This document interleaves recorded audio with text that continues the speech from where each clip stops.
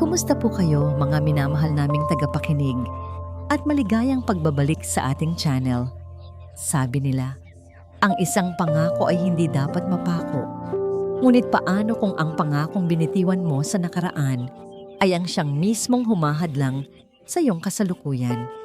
Ito ang kwentong magpapatunay na ang pinakamatibay na pundasyon ay hindi gawa sa semento't bakal, kundi sa dugo, alaala, at walang hanggang pag-asa. Nanginginig ang kamay ni Hiraya Manalig habang hawak ang papel. Hindi dahil sa init ng araw na tumatagos sa mga butas ng kanilang bubong o sa pagod matapos ang maghapong pagkakarpintero sa sarili nilang tahanan. Nanginginig ito dahil sa dalawang salitang nakatatak sa papel, kulay pula, tila sumisigaw. Final notice. Final notice of demolition. Pakiramdam niya ay biglang huminto ang pag-ikot ng mundo.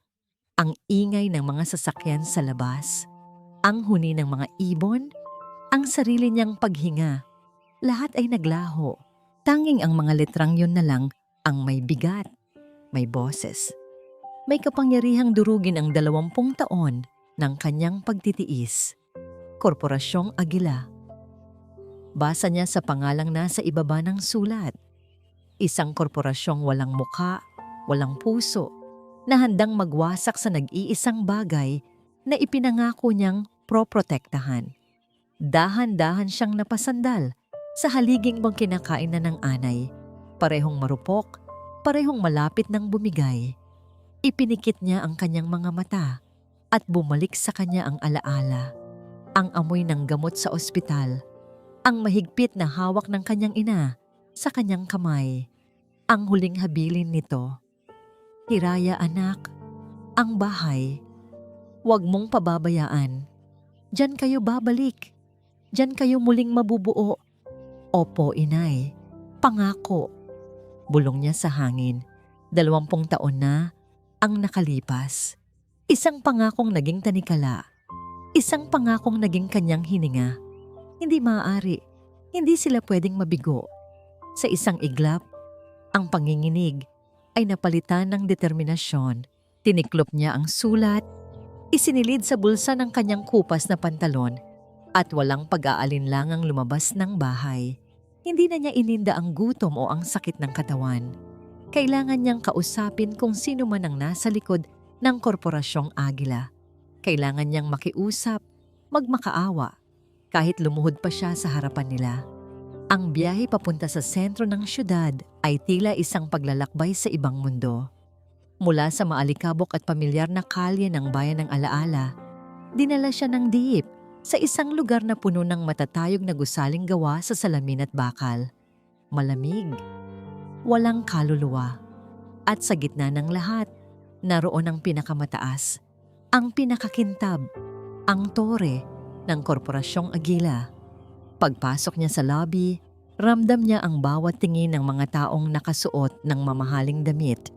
Ang kanyang lumang tsinelas ay tila isang kasalanan sa makintab na sahig. Ang pawis sa kanyang noo ay isang dumi sa malinis na hangin ng aircon. Sino po sila? Tanong ng gwardiya. Ang tingin ay mula ulo hanggang paa, puno ng paghusga.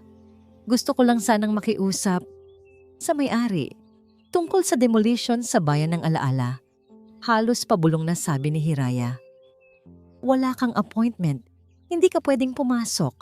Matigas na sagot nito. Sinubukan ni Hiraya na magpaliwanag, ngunit hinarangan na siya ng isa pang gwardiya. Wala siyang nagawa. Para siyang isang langgam na sinusubukang umakyat sa isang pader na bakal. Sa kanyang pagkabigo, napatingala siya sa isang malaking screen sa lobby na nagpapakita ng mga opisyal ng kumpanya.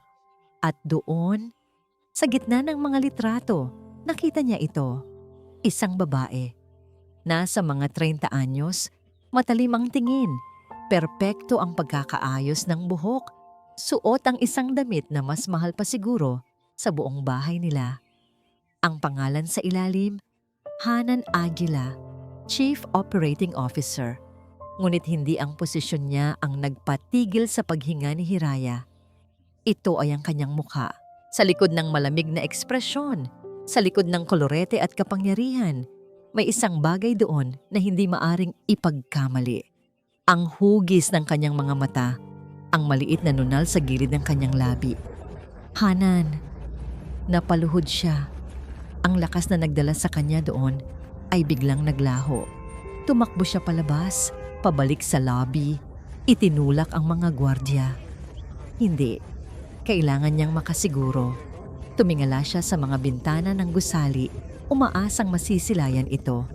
At sa ika-20 palapag, sa isang opisina na puro salamin ng pader, may isang babaeng tumayo, nakatingin sa kaguluhan sa ibaba. Ang babae mula sa litrato. Ang babaeng may nunal sa gilid ng labi. Ang babaeng 20 taon na niyang hinahanap. Nakita siya nito. Nagtama ang kanilang mga mata sa kabila ng layo. Itinuro ni Hiraya ang kanyang sarili, ang kanyang puso. Sinusubukang iparating sa isang tingin ang lahat ng sakit, lahat ng pangungulila. Ngunit ang babae sa itaas ay walang ipinakitang emosyon. Malamig, malayo. Dahan-dahan nitong itinaas ang telepono sa kanyang mesa. Hindi naririnig ni Hiraya ang sinasabi nito. Ngunit nababasa niya ang paggalaw ng mga labi nito, ang utos na ibinigay nito sa mga gwardya sa ibaba. Paalisin niyo yan. Habang papalapit sa kanya ang mga gwardya para kaladkarin siya palayo. Isa lang ang salitang lumabas sa bibig ni Hiraya. Isang bulong na puno ng pait at hindi makapaniwalang sakit. Hanan, kapatid ko? Hanan Aguila, ang imahe ng lalaking iyon, marungis, desperado, at sumisigaw ng kanyang pangalan, ay pilit na bumabalik sa isip ni Hanan. Sinubukan niyang ibaon ito sa ilalim ng mga report, sa mga numero ng proyektong nagkakahalaga ng bilyon-bilyon, ngunit tila isang multo itong lumulutang sa kanyang isipan. The numbers speak for themselves. We proceed with the bayan ng alaala development as planned. Ang boses niya ay matatag at walang bahid ng emosyon habang nangunguna sa board meeting. Bawat salita niya ay may bigat, bawat desisyon niya ay batas. Siya si Hanan Aguila, ang reyna ng Korporasyong Agila, isang babaeng hinulma ng hirap para maging matigas na parang bakal. Walang puwang sa mundo niya para sa kahinaan. Ngunit nang may magtanong tungkol sa minor setback sa lobby kanina, bigla siyang natigilan. Ang mukha ng lalaki, ang mga mata nitong puno ng pamilyar na pighati, ay sumingit sa pagitan ng mga linya ng kanyang presentation. Just a delusional man looking for a handout. Mabilis niyang sagot. Ang lamig sa kanyang boses ay isang pader na itinayo niya sa paligid ng kanyang sarili. Security has handled it. Pagkatapos ng pulong, dumiretso siya sa opisina ng nag-iisang taong pinagkakatiwalaan niya sa buong mundo, ang kanyang ama-amahan at mentor, si Gideon Ricarte. Mukhang napagod ka, Hija, malambing na sabi ni Gideon. Inabutan siya ng isang tasa ng mainit na tsaa. May isang lalaki kanina, Daddy. Nagpakilalang kapatid ko raw, sabi ni Hanan. Hinayaan ang sariling magpakita ng bahagyang kahinaan sa harap nito. Hinawakan ni Gideon ang kanyang balikat. Hanan, narating mo ang kinalalagyan mo dahil matalino ka. Maraming susubok na samantalahin ka, lalo na't alam nilang galing ka sa wala. Gagamitin nila ang nakaraan mo laban sa'yo. You must be strong. You built this empire by being tough, not sentimental. Ang mga salita ni Gideon ay tila isang balsamo, pinapakalma ang nagsisimulang umusbong na duda sa kanyang puso. Tama si Daddy. Isa lang yung scammer, isang oportunista. Ngunit ng gabing iyon, sa kanyang malawak at malamig na penthouse, hindi siya dinalaw ng antok. At nang sa wakas, ay nakatulog siya, dinalaw naman siya ng isang panaginip. Isang batang babae, payat at basang-basa sa ulan, nakatayo sa isang madilim na kalsada. May isang kamay na nakahawak sa kanya, isang kamay ng batang lalaki, pero dahan-dahan itong bumibitaw. Babalikan kita, sabi ng boses. Pangako. ngunit hindi na ito bumalik. Iniwan siyang mag-isa sa gitna ng rumaragasang ulan at kulog. Nagising si Hanan na humihingal. Ang pisngi ay basa ng luha. Ang panaginip na yon, ang bangungot na yon, ilang taon na rin mula nang huli niya itong mapanaginipan. Kinabukasan, habang nasa loob ng kanyang magarang sasakyan, papunta sa opisina, may isang utos na biglang lumabas sa kanyang bibig. "Manong, dumaan tayo sa bayan ng Alaala." Nagulat ang driver, ngunit sumunod. Mula sa bintana ng kotse, pinagmasdan ni Hanan ang puok na matagal na niyang tinalikuran. Ang mga bahay na dikit-dikit, ang mga bubong na may tagpi, ang mga batang naghahabulan sa eskinita. Walang nagbago. Ito pa rin ang lugar na kinamuhian niya. Ang lugar na sumisimbolo sa lahat ng hirap na kanyang tinakasan. At sa dulo ng kalsada, nakita niya ito. Ang luma nilang bahay. May isang lalaking nag-aayos ng bakod. Ang lalaki mula sa lobby. Pinahinto niya ang sasakyan sa malayo. Pinagmasdan niya ito. Ang paraan ng pagpupukpok nito ng martilyo, ang pagpunas nito ng pawis, gamit ang laylayan ng damit. May kung anong kumirot sa puso niya. Isang kirot na pilit niyang winawaksi. Hindi siya pwedeng maging sentimental, ngunit ang duda ay naroon na. Isang maliit na binhing itinanim na ngayon ay nagsisimulang mag-ugat. Pagdating sa opisina, tinawag niya ang kanyang pinagkakatiwalaang executive assistant. Ang kanyang boses ay kalmado, ngunit ang utos niya ay malinaw at kagyat. "Agnes, I want you to run a full background check on a man named Hiraya Manalig from bayan ng Alaala. I want to know everything. His entire life story. Now." Makalipas ang ilang oras, habang papalubog na ang araw at ang mga ilaw ng syudad ay nagsisimula na ng magningning, pumasok si Agnes sa kanyang opisina. May dalang isang folder, ang mukha ay nag-aalinlangan. "Ma'am," panimula ni Agnes, tila maingat sa bawat salitang bibitawan. "Just tell me." Utos ni Hanan, hindi inaalis ang tingin sa bintana. Huminga ng malalim si Agnes bago magsalita. "Ma'am, kumpirmado po. Siya nga po si Hiraya Manalig, ang nakatatanda ninyong kapatid." Hiraya Manalig. Parang isang basag na salamin ang mundo sa paningin ni Hiraya. Bawat hakbang niya palayo sa tore ng Korporasyong Agila ay isang paglalakad sa ibabaw ng mga bubog ng kanyang nawasak na pag-asa. Hanan, kapatid niya. Ang maliit na batang babae na dati niyang kinakalong. Ang batang pinapangakuan niya ng masarap na pagkain kahit na ang sikmura niya mismo ay kumakalam sa gutom. Ay isa ng reyna sa isang palasyong bakal. Isang reynang walang pagkilala, walang puso, na handang wasakin ang kanilang kahapon. Nagpalaboy-laboy siya sa mga kalsada ng syudad. Walang tiyak na patutunguhan. Ang ingay ng mga busina at ang sigawan ng mga tao ay hindi tumatagos sa pader ng pighating nakapalibot sa kanya. Gutom na siya. Pagod na siya. Ngunit ang pinakamasakit ay ang gutom sa kanyang puso, ang pagod sa kanyang kaluluwa. Sa isang kanto, sa gitna ng kanyang paglalimang, isang malakas na kalabog ang gumising sa kanya. Isang motorsiklong pang-deliver, kargado ng mga kahon ng gulay at prutas, ang sumemplang sa kalsada matapos iwasan ng isang tumatawid na aso. Gumulong ang mga bayabas, nagkalat ang mga kamatis. Ang driver, isang lalaking halos kaedad niya, ay dali-daling bumangon, iniinda ang gasgas sa braso at binti. Walang nag-atubili si Hiraya. Nilapitan niya ito. "Tulungan na kita, pare," sabi niya, at nagsimula siyang pulutin ang mga nagkalat na paninda. "Nako, pasensya na po sa abala," sabi ng driver, nahihiya. "Salamat po ng marami." Sabay nilang inayos ang mga kahon at isinakay muli sa motor. Habang nagpupulot, napansin ni Hiraya ang determinasyon sa mukha ng lalaki. Bawat piraso ng gulay ay mahalaga. Tila bawat isa'y may katumbas na pangarap. Malaking kawalan ba to sa'yo? Tanong ni Hiraya. Umiling ang driver habang pinapagpagan ng alikabok sa isang mansanas. Hindi naman po. Ang mahalaga, makarating ang delivery. Nag-aantay na ang mga anak ko sa bahay. Para sa kanila naman lahat ng pagod na to.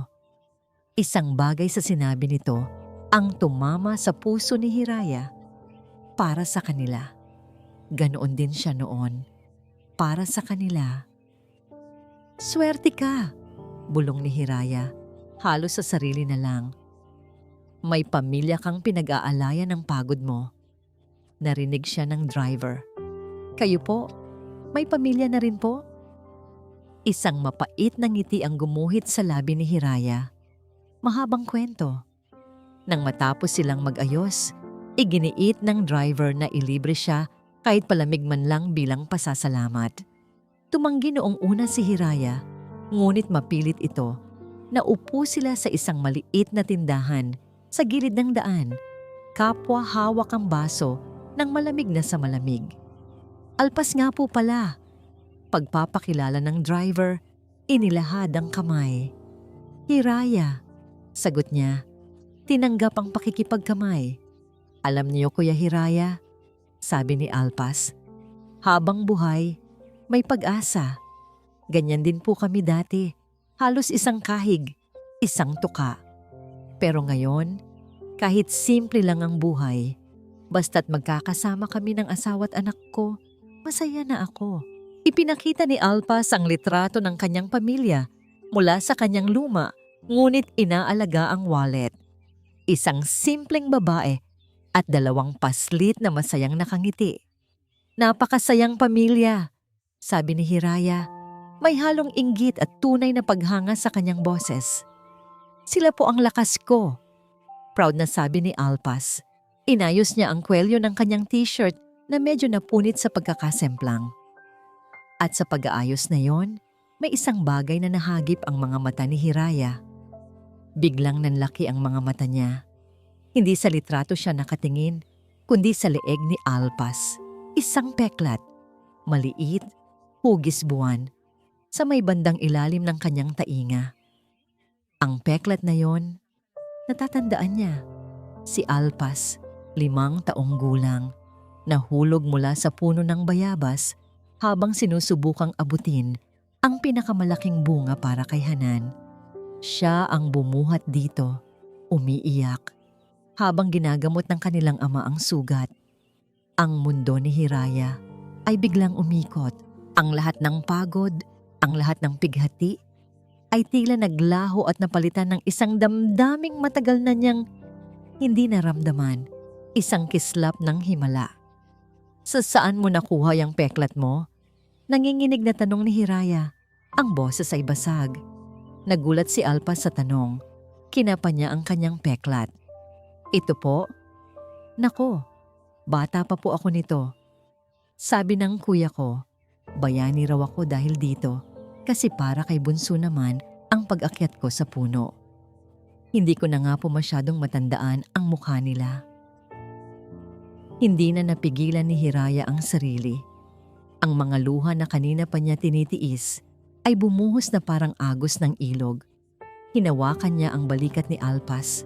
Ang kanyang mga mata ay nagsusumamo, naghahanap ng pagkilala. Ang puno ng bayabas sa likod ng bahay. Si Hanan ang humingi.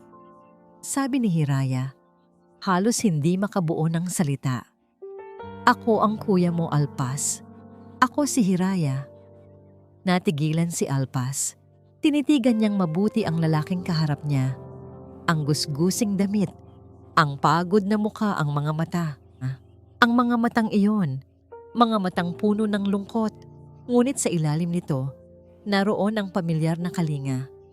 Ang mga matang huli niyang nakita noong inihatid siya sa isang pamilyang hindi niya kilala, habang paulit-ulit na bumubulong ng, "Babalikan kita, Alpas. Pangako." Dahan-dahan, ang pagtataka sa mukha ni Alpas ay napalitan ng pagkabigla at pagkatapos ng hindi maipaliwanag na saya at sakit. Ang mga alaala na matagal nang natabunan ng panahon ay biglang bumalik. Kuya, isang salita lang iyon, ngunit sapat na. Niyakap ni Hiraya ang nakababatang kapatid. Isang yakap na naglalaman ng 20 taon ng pangungulila, 20 taon ng paghahanap, 20 taon ng pananabik. Sa gitna ng maingay na kalsada, sa harap ng isang maliit na tindahan, 2 mundo ang muling nagtagpo. Pinag-isa ng iisang dugo. Umiiyak sila. Hindi dahil sa pait, kundi dahil sa himala. Ang isang aksidente, isang pag-uusap, isang peklat, lahat ay itinakda para muli silang pagtagpuin. Sa wakas, bumitaw si Alpa sa yakap. Ang mga matay nagniningning sa luha at hindi makapaniwalang tuwa. Tinitigan niya ang kanyang kuya, ang nawawalang piraso ng kanyang pagkatao na nasa harapan na niya ngayon. Nanginginig ang kanyang labi habang binibigkas ang mga salitang matagal na niyang kinikimkim sa kanyang puso. Kuya, Hiraya, ikaw ba yan? Alpas buhain. Hindi kayang sukatin ng anumang salita ang nararamdaman ni Alpas habang pinapaandar ang kanyang motor. Ngayon ay may angkas na siyang matagal nang nawala. Bawat metro na tinatahak nila palayo sa syudad at pabalik sa simple niyang mundo ay tila isang paglalakbay pabalik sa panahon. Ang likod na dati pinapasan niya noong sila'y mga bata pa. Ngayon ay nakasandal sa kanya. Isang bigat na hindi pasanin, kundi isang biyaya. Ang bahay ni Alpas ay maliit. Gawa sa pinagtagpi-tagping kahoy at yero, ngunit malinis at puno ng halakhak ng mga bata. Pagpasok nila, sinalubong sila ng kanyang asawang si Lina at ng 2 nilang anak. Sino po siya, Itay? Tanong ng panganay. Ngumiti si Alpas, isang nangiting na ngayon lang muling naging buo. Mga anak, si Lina, ito si Kuya Hiraya, ang kuya ko. Walang pag-aalinlangan, niyakap ni Lina ang bayaw na ngayon lang nakita. Ramdam niya sa kwento ng kanyang asawa ang bigat ng pangungulila nito. Kuya, buti naman at nagkita na kayo. Tuloy po kayo. Ang bahay namin ay bahay niyo na rin. Ang init ng pagsalubong ay unti-unting tumunaw sa yelong bumalot sa puso ni Hiraya. Sa hapagkainan, habang pinagsasaluhan nila ang simpleng sinigang at pritong isda. Sa unang pagkakataon, sa loob ng 20 taon, naramdaman ni Hiraya na siya'y parte ng isang pamilya. Pagkatapos kumain, habang natutulog na ang mga bata, naupo ang magkapatid sa labas sa ilalim ng isang puno ng aratiles. Doon, sa ilalim ng liwanag ng buwan, ibinuhos ni Hiraya ang lahat. Ang tungkol sa pangako, sa bahay, at ang pinakamasakit sa lahat, ang tungkol kay Hanan at sa korporasyong Agila. Naningkit ang mga mata ni Alpas. Ang kaninang saya ay napalitan ng galit. Walang hiya siya. Matapos kang magsakripisyo para sa amin, ganoon lang ang igaganti niya. Hindi niya na tayo siguro natatandaan, Alpas. Malungkot na sabi ni Hiraya. Kahit na. Ang dugo ay hindi dapat nagiging tubig, giit ni Alpas. Sa gitna ng kanilang mainit na pag-uusap, isang tunog ang pumutol sa kanilang usapan. Isang mahina, tila nag-aalangang katok sa kanilang pinto. Nagkatinginan ang magkapatid. Sino naman ang bibisita ng ganoong kagabi? Nagkibit balikat si Alpas at tumayo para buksan ang pinto. Sa labas, nakatayo ang isang dalagita. Payat, nakayuko. Ang buhok ay nakatakip sa kalahati ng kanyang mukha. Ang suot niyang damit ay luma at may punit. Sa kanyang likuran ay isang maliit na bag na tila naglalaman ng buong buhay niya. Sino ka, Ineng? Malumanay na tanong ni Alpas. Itinaas ng dalaga ang kanyang mukha. Ang kanyang mga mata ay puno ng hiya at takot. Ngunit may isang bagay doon na pamilyar. Ako po si Mayumi, nanginginig niyang sabi. Natigilan si Hiraya para siyang tinamaan ng kidlat. Dahan-dahan siyang tumayo, lumapit sa pinto, hindi makapaniwala sa kanyang nakikita at naririnig. Mayumi, ulit niya. Ang boses ay isang bulong. Tumango ang dalaga at nagsimulang mamuo ang luha sa kanyang mga mata. Kuya, Hiraya, Kuya Alpas, narinig ko pong dito raw kayo nakatira. Hindi na napigilan ni Hiraya ang sarili.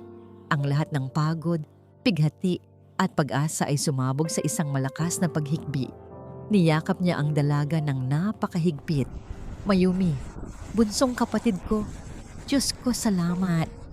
Vô trong hạnh phúc, Hiraya ôm chầm lấy Mayumi, trong khi Ampas đứng phía sau, ánh mắt phân tích.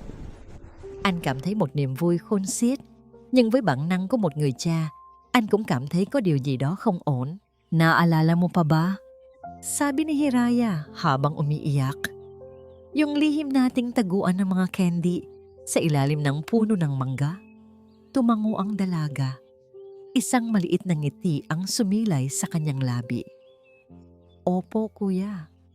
Sa ilalim po ng puno ng mangga, sa loob ng isang lumang lata ng biskwit. Sa sandaling iyon, kumunot ang noo ni Alpas. Ang nangiti sa kanyang muka ay bahagyang nawala. Tumingin siya kay Hiraya na ngayon ay umiiyak sa tuwa. Lubos na tinatanggap ang bawat salita ng dalaga. Ngunit si Alpas, naaalala niyang mabuti. Hindi sa ilalim ng puno ng mangga, sa ilalim iyon ng puno ng santol. Hanan Aguila. Ang folder na nasa ibabaw ng mesa ni Hanan ay tila mas mabigat kaysa sa 10 tumpok ng mga papeles ng kontrata.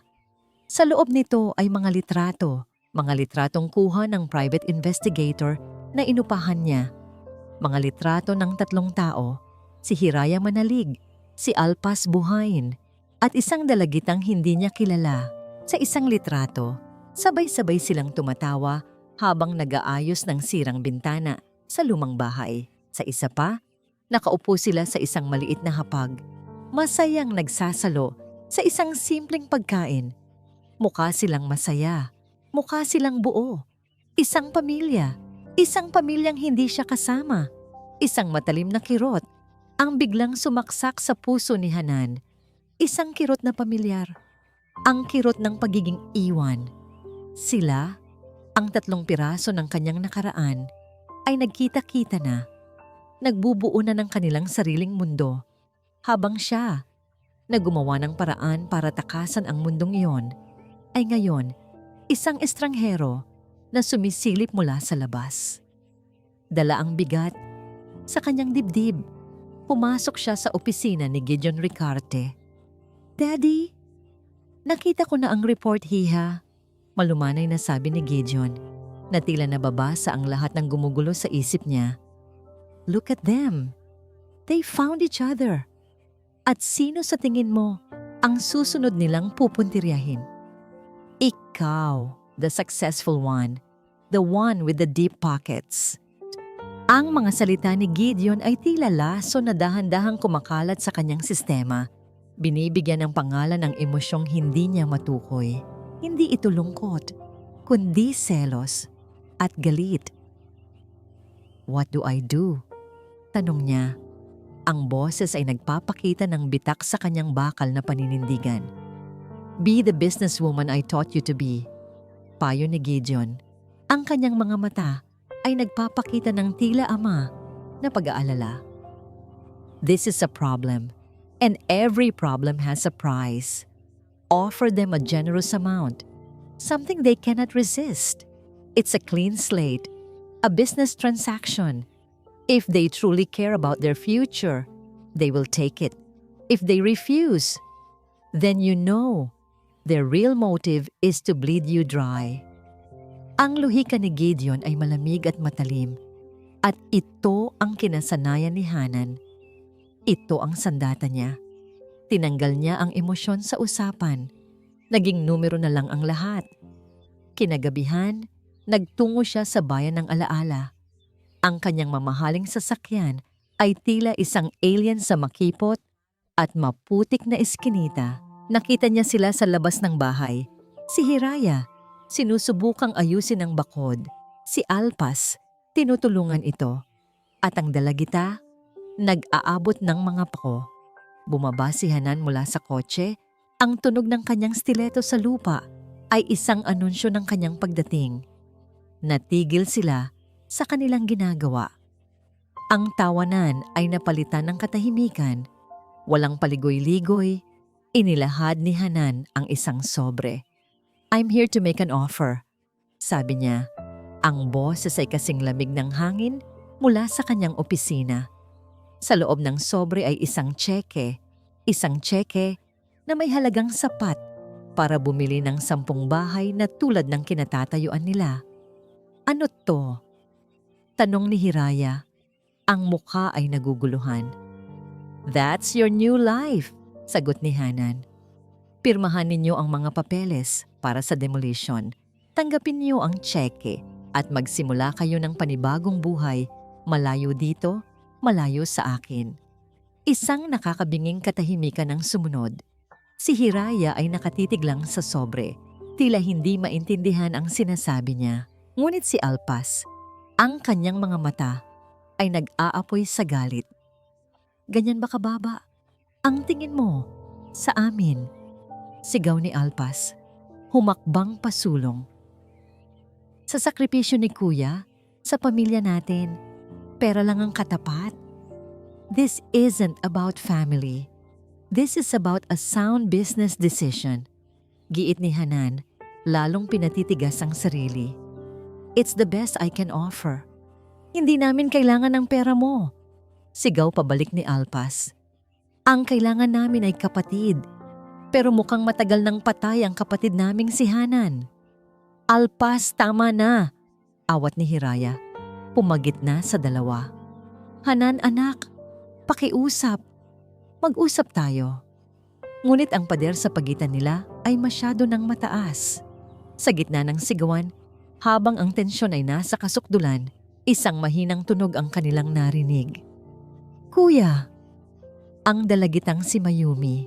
Namumutla ito, nanginginig, at nakahawak sa kanyang dibdib. "Nahihilo po ako." At bago pa may makakilos, ang mga mata nito ay pumikit at ang katawan ay bumagsak sa lupa. "Mayumi!" Sabay na sigaw ni Hiraya at Alpas. Ang pag-aaway ay biglang natigil. Ang galit ay napalitan ng pag-aalala. Lahat ng atensyon ay napunta sa walang malay na dalagita, habang si Hanan ay naiwang nakatayo roon, hawak ang kanyang tseke, isang reyna na walang nasasakupan, sa gitna ng gulo na siya mismo ang nagsimula. Alpas buhayin. Ang insidente ng pagkahimatay ni Mayumi ay nag-iwan ng lamat sa munting paraisong nagsisimula palang mabuo sa kanilang pamilya. Dinala nila ito sa isang maliit na health center sa bayan. Sabi ng doktor, pagod at gutom lang daw. Normal para sa isang taong marahil ay matagal nang nagpapalipas ng pagkain. Para kay Hiraya, ang sinabi ng doktor ay isang kumpirmasyon ng paghihirap ng kanilang bunsong kapatid. Dinoble niya ang kanyang pag-aalaga. Tinitimplahan ito ng gatas, hinahainan ng pinakamasarap na parte ng ulam.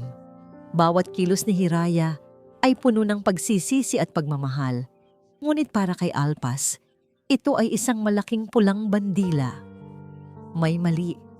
Ang pagkahimatay nito ay masyadong tama sa tiyempo, masyadong perpekto para putulin ang kanilang pagtatalo ni Hanan. At ang puno ng mangga, hindi niya maalis iyon sa kanyang isip. Habang abala si Hiraya sa pag-aalaga, si Alpas naman ay tahimik na nagmamasid. Pinagmamasdan niya ang bawat kilos ni Mayumi, ang paraan ng pag-iwas nito ng tingin kapag nagtatanong siya tungkol sa kanilang kabataan. Ang biglaang pagbabago ng usapan kapag napupunta na sa mga detalye. Isang hapon, habang nagpapahinga ang lahat, narinig ni Alpas si Mayumi na may kausap sa telepono sa likod ng bahay. Ang boses nito ay pabulong, puno ng kaba. "Opo, sinabi ko na po. Oo, naniwala po siya. Hindi ko na po yata kaya ito. Masyado po siyang mabait. Dahan-dahang lumapit si Alpas, nagtatago sa likod ng mga sampay. Kailan po ba ito matatapos? Kailangan ko na po talaga ng bayad. Bayad. Ang isang salitang iyon ay tumarak sa tenga ni Alpas na parang isang punyal. Ang kanyang hinala ay hindi na lang basta hinala. Nagiging katotohanan na ito. Kinabukasan, humingi siya ng pabor sa isang kaibigan na marunong sa teknolohiya. Ibinigay niya ang numero ng teleponong nakuha niya mula sa logbook ng maliit na tindahan kung saan madalas magpa-load si Mayumi.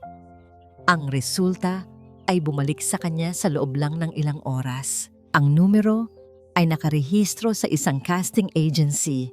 Hindi pa nakontento, ipinasok niya ang pangalan ng ahensya sa social media at doon niya nakita ang isang lumang post, isang urgent casting call. Naghahanap ng babae, edad 18-20, payat, kayang umarte na kaawa-awa, magaling umiyak, para sa isang long-term personal project. Magandang bayad. At sa ilalim ng post, naroon ang litrato ng aplikante na natanggap, ang babaeng nagpapanggap na kapatid niya. Kinagabihan, hinarap niya ito. Si Hiraya ay nasa tabi, nag-aayos ng kanilang hapunan. Mayumi, panimula ni Alpas. Ang boses ay kalmado ngunit may bigat. Magaling ka bang umarte? Natigilan ng dalaga. Pepo, hindi po ako marunong. Inilapag ni Alpas ang kanyang telepono sa mesa. Bukas sa casting post, dahan-dahang dumulas ang kulay sa mukha ng dalaga. Ano to, Alpas? Naguguluhang tanong ni Hiraya. Isang pagtatanghal, kuya. Sagot ni Alpas, hindi inaalis ang tingin sa nanginginig na dalaga at mukhang malapit nang matapos ang palabas. Sino ka ba talaga? At sino ang nag-utos sa'yo? Hindi ko alam ang sinasabi nyo, giit ng dalaga, ngunit ang kanyang boses ay nababasag na. Huwag mo na kaming lokohin, sigaw ni Alpas. Hindi na napigilan ang galit. Ang taguan natin ng candy, nasa ilalim ng puno ng santol, hindi mangga. At itong casting call, ikaw to, hindi ba? Sumagot ka. Doon na bumuhos ang luha ng dalaga, hindi na luha ng pag-arte, kundi tunay na luha ng takot at pagsisisi. Napaluhod siya sa sahig. Patawad po, patawad, hikbi niya. Si Hiraya ay napasandal sa dingding, tila nawalan ng lakas. Ang kapatid na inakala niyang natagpuan, ang pag-asang kanyang pinanghawakan, ay gumuho sa isang iglap. Sino? Tanong ni Hiraya. Ang boses ay mahina, basag, at puno ng sakit. Sino ang nagbayad sa iyo para gawin ito sa amin? Sa gitna ng kanyang pag-iyak, itinaas ng dalaga ang kanyang nanginginig na mukha. Hindi ko po kilala ang pangalan, pero mayaman po siya, man. Isang matandang lalaki na makapangyarihan. Lagi niyang kasama. Lagi niyang kasama ang isang batang babae na napakaganda at matalino. Ang babaeng nagpapatakbo raw ng isang malaking kumpanya. Hindi na niya kailangang tapusin ang kanyang sinasabi. Ang paglalarawan ay tumama sa kanila na parang sampal. Isang matandang lalaki at isang babaeng makapangyarihan sa isang kumpanya. Si Gideon at si Hanan. Hiraya manalig tinanghali na nang umalis ang babaeng nagpanggap na si Mayumi.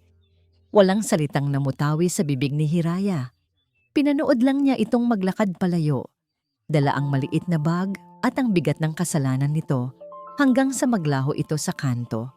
Pagkasara niya ng pinto, ang bahay na minsan ay simbolo ng pag-asa ay tila naging isang malaking puntod.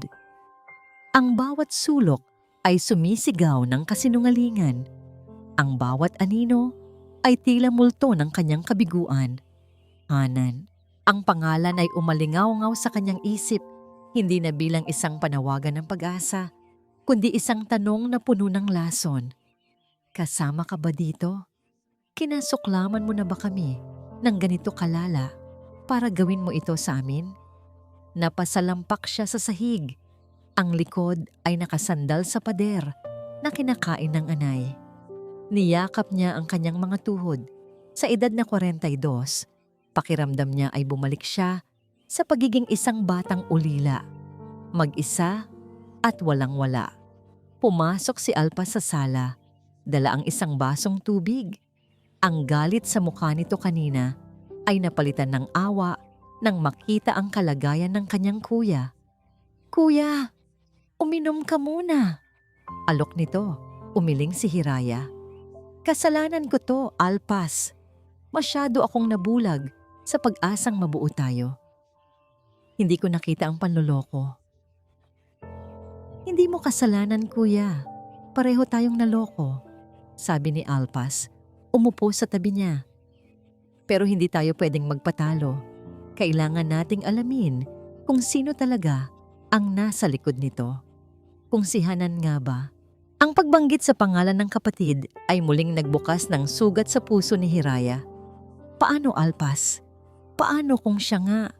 Paano natin lalabanan ang sarili nating kapatid?" Hindi makasagot si Alpas. Ito ang tanong na pareho nilang kinatatakutan. Samantala, sa ika-20 palapag ng Korporasyong Agila, isa ring kapatid ang nababalot ng sarili niyang lason ng duda. Hindi mapakali si Hanan. Ang report mula sa kanyang investigator tungkol sa biglaang pagkawala ng Mayumi ay nag-iwan ng isang malaking tandang pananong sa kanyang isipan. Coincidence lang ba na nawala ito matapos ang kanilang pagtatalo? O may mas malalim na dahilan? Ang paglalarawan ng babaeng impostor na nakarating sa kanya sa pamamagitan ng isang text mula sa assistant niya, matandang lalaki, kasama ang isang batang babae na nagpapatakbo ng kumpanya, ay tumatatak sa kanyang utak. It fits. It fits too perfectly. Hindi niya kayang paniwalaan na si Gideon, ang taong kumupkop at nagpalaki sa kanya, ay may kakayahang gumawa ng ganoong kababang uri ng panlilinlang.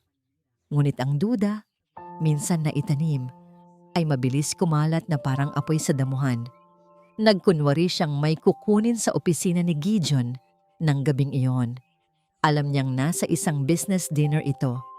Gamit ang access code na siya lang ang nakakaalam bukod kay Gideon.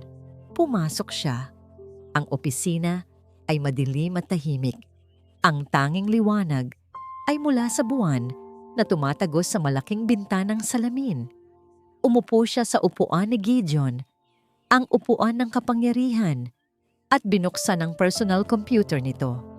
Ilang beses siyang nagkamali sa password. Hiraya, Alpas, Mayumi. Walang gumana hanggang sa sinubukan niya ang isang pangalan na matagal nang nakabaon sa limot. Ang pangalan ng kanyang ina. Click. Bumukas ang computer.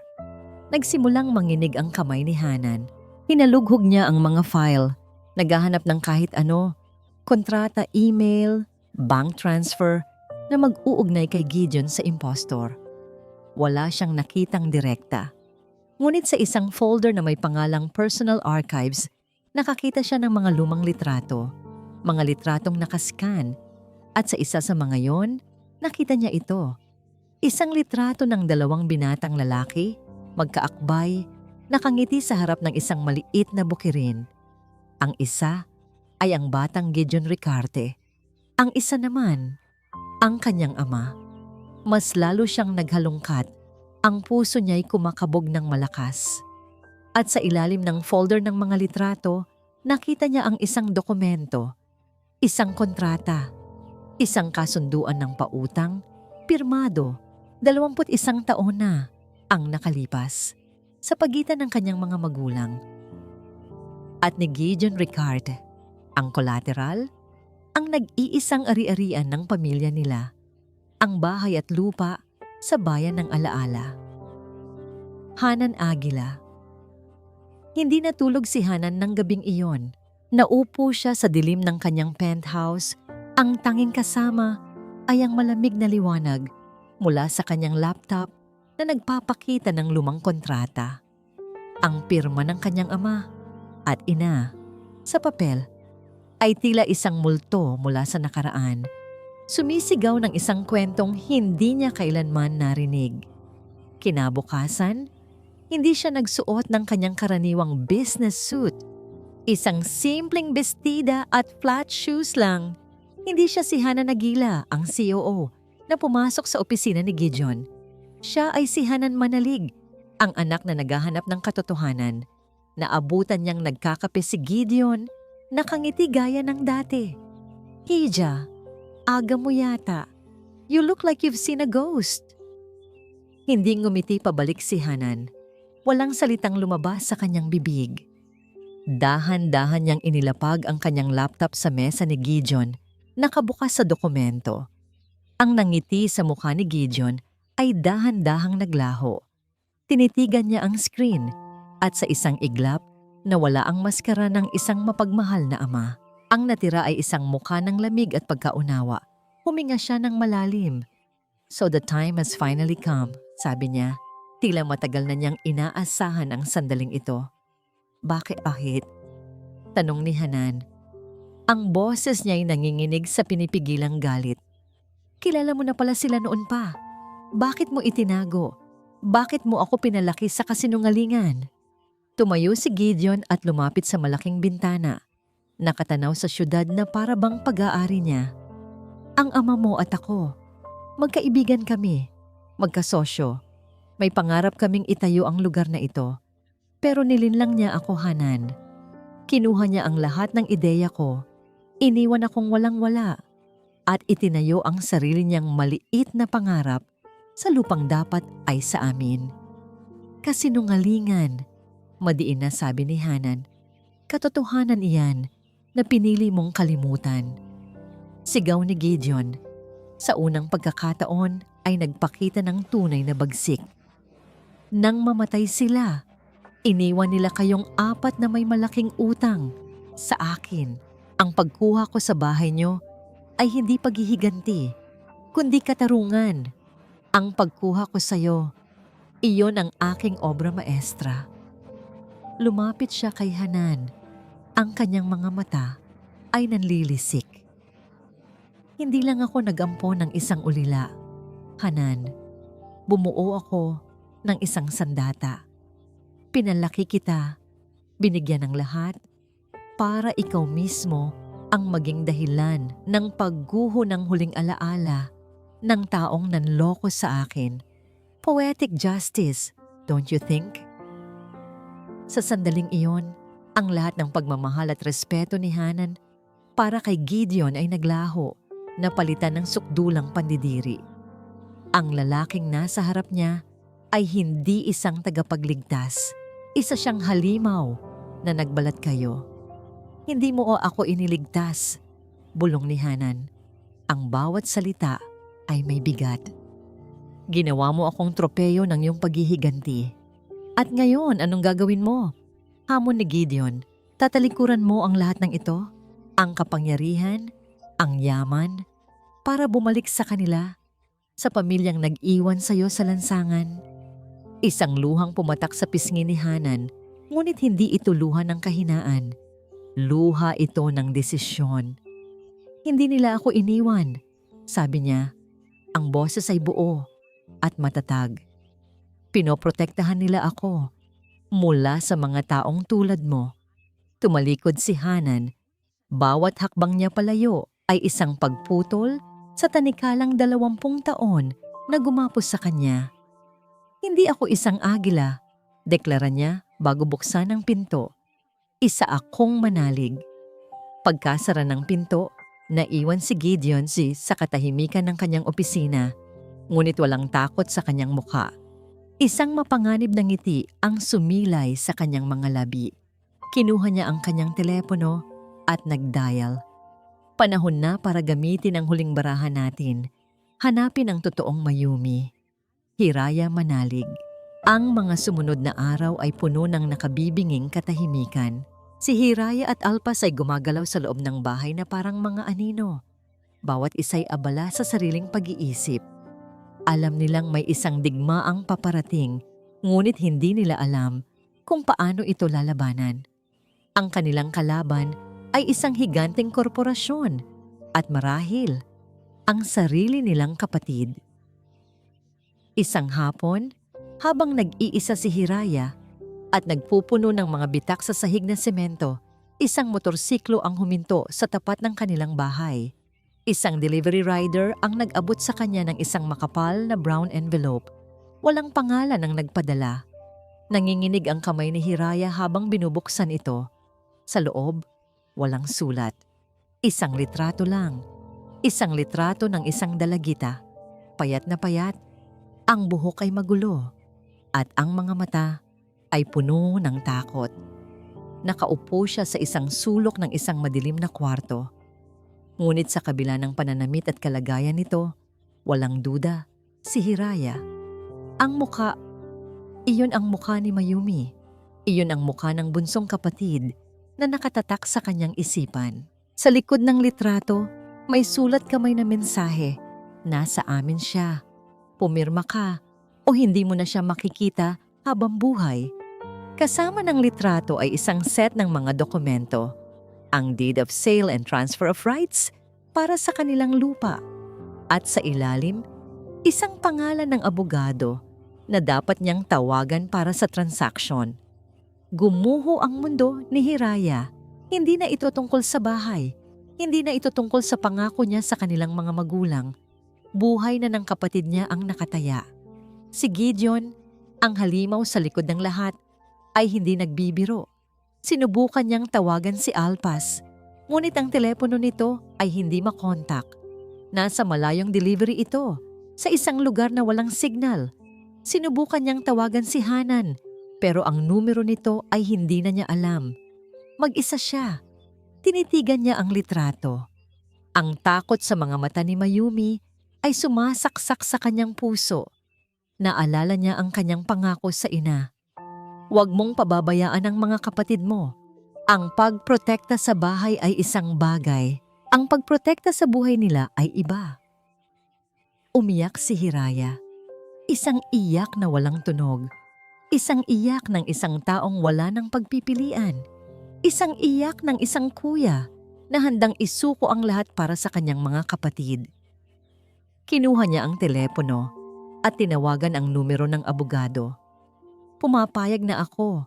Sabi niya, ang boses ay walang buhay.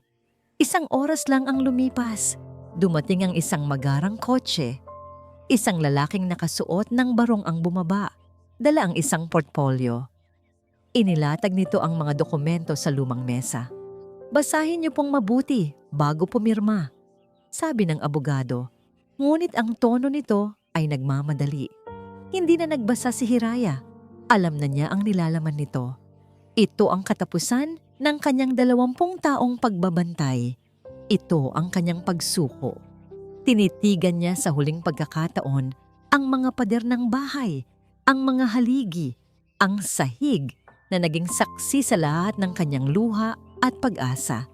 Kinuha niya ang pluma. Ang kamay niya ay nanginginig. Hindi dahil sa pag-aalinlangan, kundi sa bigat ng sakripisyo. Bawat guhit ng tinta sa papel ay isang pira-pirasong pagwasak sa kanyang kaluluwa. Hiraya manalig. Pagkapirma niya, mabilis na kinuha ng abogado ang mga dokumento. Inilagay sa portfolio at walang paalam na umalis. Naiwan si Hiraya sa gitna ng sala. Tahimik, walang galaw. Tila isang estatwang binuhusan ng semento.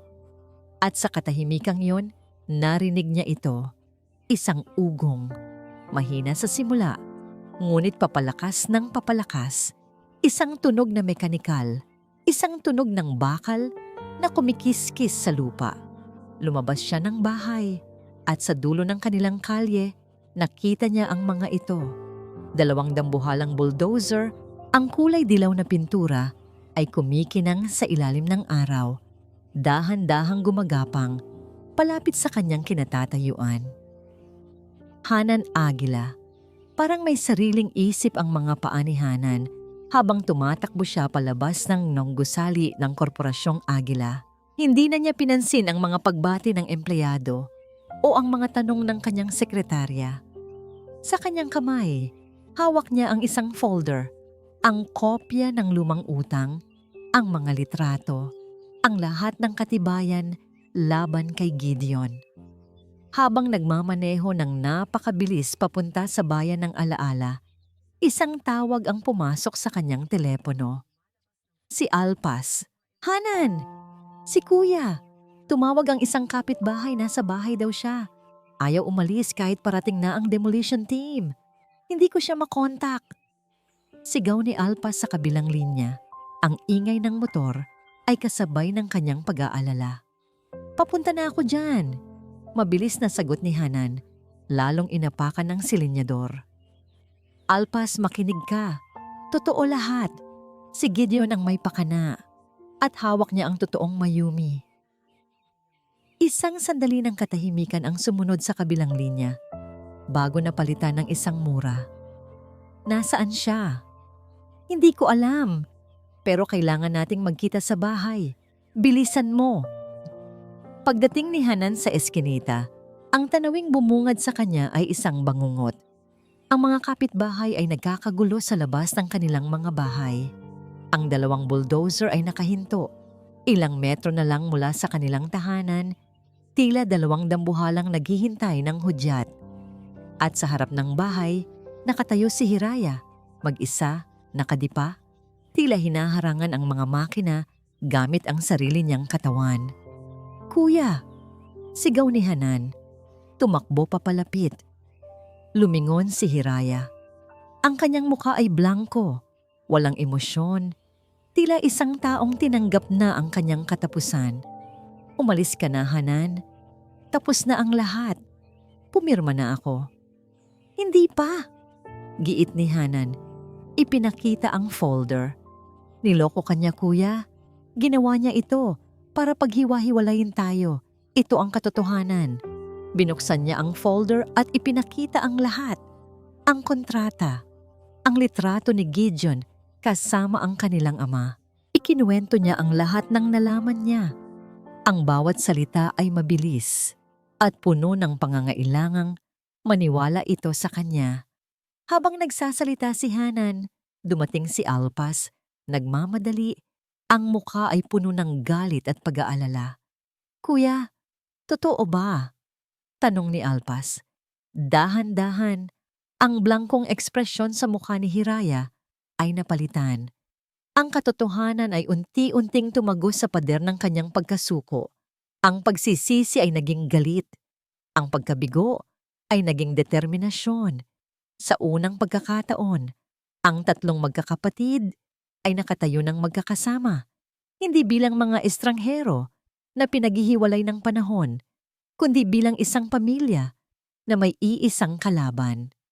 "Paano natin siya mahahanap?" tanong ni Hiraya. Ang boses ay mayroon ng muling lakas.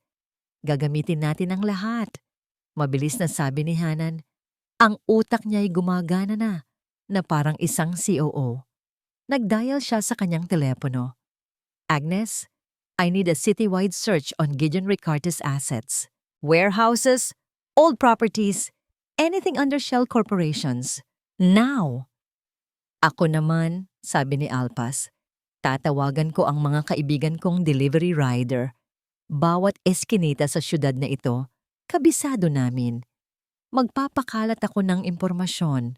Si Hiraya naman, kinuha ang litrato ni Mayumi na ipinadala sa kanya. Tinitigan niya itong mabuti, bawat detalye, bawat anino. "Teka," sabi niya, "ang pader sa likod niya. Pamilyar sa akin. Gawa sa adobe. At ang sahig, may mantsa ng pintura, berde." Nag-isip siyang mabuti, pilit na hinuhukay ang mga alaala. At bigla, isang imahe ang pumasok sa kanyang isip. Ang lumang ampunan sa labas ng bayan na Nanyamaman. Doon kami dinala ni Itay dati para magbigay ng donasyon. May ganoong pader doon.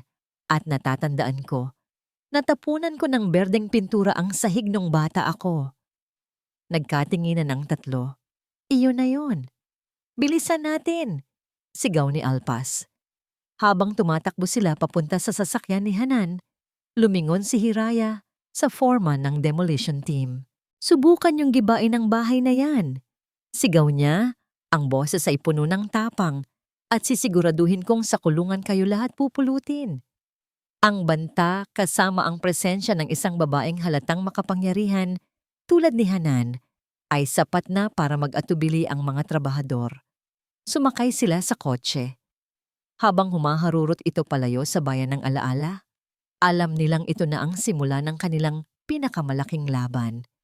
Isang pagtakbo laban sa oras, hindi lang para sa kanilang kapatid, kundi para sa kanilang kinabukasan. Hiraya Manalig. Ang lumang ampunan ay nakatayo sa isang liblib na lugar, napapaligiran ng matataas na damo at mga punong matagal nang napabayaan. Mukha itong abandonado, ngunit may isang kotseng nakaparada sa harap. Ang kotse ni Gideon Ricarte. Walang katok-katok. Sinipa ni Alpas ang marupok na pintuan. Bumagsak ito sa isang malakas na kalabog. Ang loob ay madilim at maalikabok. Isang mahabang pasilyo ang bumungad sa kanila na may mga hilera ng mga sirang pintuan. Mayumi! Sigaw ni Hiraya. Ang kanyang boses ay umalingaw-ngaw sa katahimikan. Isang mahinang tunog ang kanilang narinig. Isang pag-ungol. Galing sa huling kwarto sa dulo ng pasilyo. Tinakbo nila ito. Ang pinto ay nakakandado. Walang pag-aalinlangan, ibinuwelo ni Alpas ang kanyang buong lakas at sinipa ito ng paulit-ulit hanggang sa masira ang trangkahan. Sa loob, sa isang sulok, nakaupo ang isang dalagita. Nakatali ang mga kamay at may busal sa bibig. Payat. Takot. Ngunit nang magtama ang kanilang mga mata, nakita ni Hiraya ang tapang sa likod ng mga luhang namumuo. Iyon ang mga mata ng kanyang ina. Mayumi. Dali-dali niyang tinanggal ang busal at ang tali. Sa sandaling nakalaya ito, niyakap siya nito nang napakahigpit. Ang katawan ay nanginginig sa iyak. Kuya, nakita niyo rin ako. Hikbi nito. Hinding-hindi ka na namin iiwan, sabi ni Hiraya. Hinahaplos ang buhok nito. Ang madamdaming sandali ay pinutol ng isang palakpak. Bravo! What a touching family reunion, sabi ng isang boses mula sa dilim. Lumabas si Gideon Ricarte mula sa anino. Ang kanyang mukha ay kalmado, ngunit ang kanyang mga mata ay nag-aapoy sa kabiguan at galit. I must admit, you are more resilient than I anticipated. Tapos na ang laro mo, Gideon. Sigaw ni Alpas, handa nang sumugod. Ngunit pinigilan siya ni Hanan. Hayaan niyo siya, sabi niya. Ang tingin ay matalim na nakatuon kay Gideon. Hayaan niyong ilabas niya ang lahat ng lason sa kanyang puso. Lason? Tumawa si Gideon. Ang ginawa ko ay paglilinis. Ang ama ninyo, si Ricardo Manalig, kinuha niya ang lahat sa akin. Ang pangarap ko, ang dignidad ko, ang nararapat lang sa kanya ay mamatay ng walang-wala. Hindi magnanakaw ang ama namin, giit ni Hiraya. Mabuti siyang tao. Mabuti?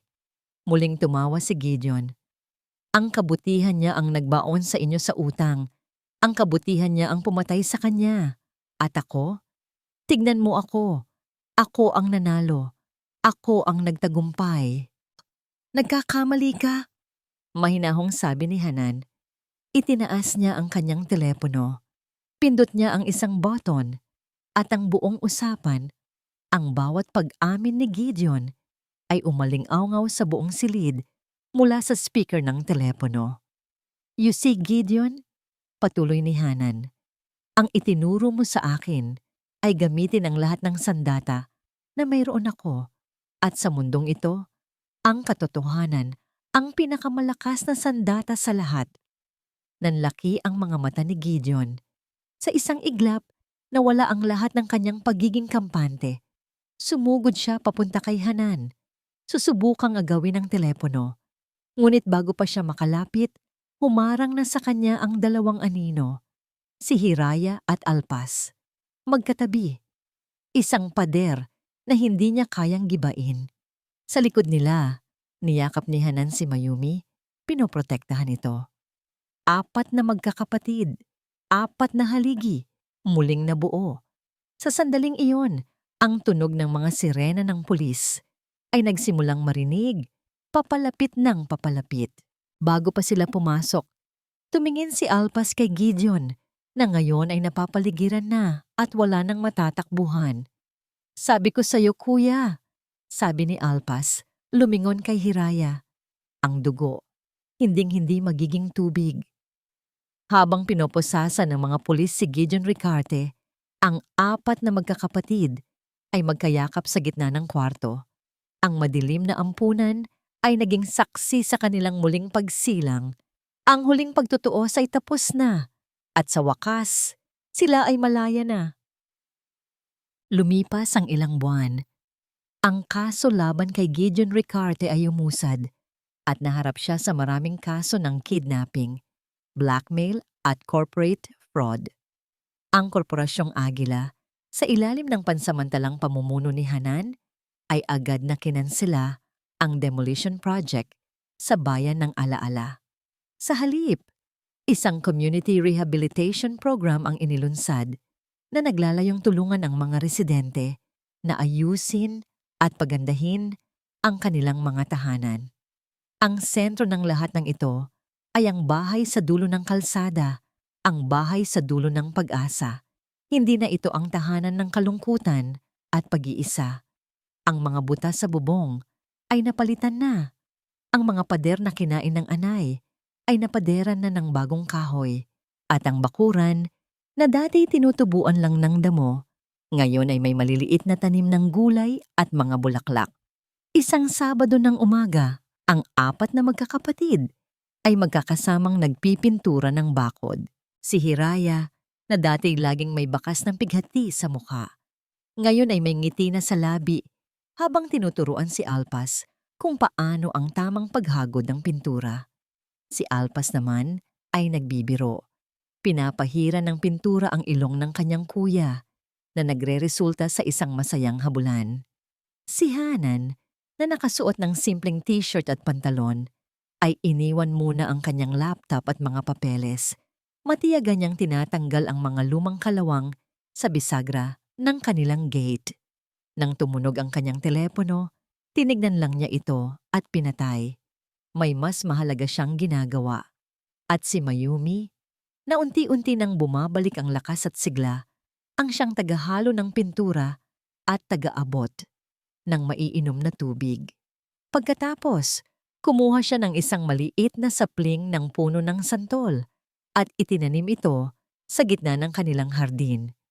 "Para hindi na natin makalimutan," sabi niya, nakangiti.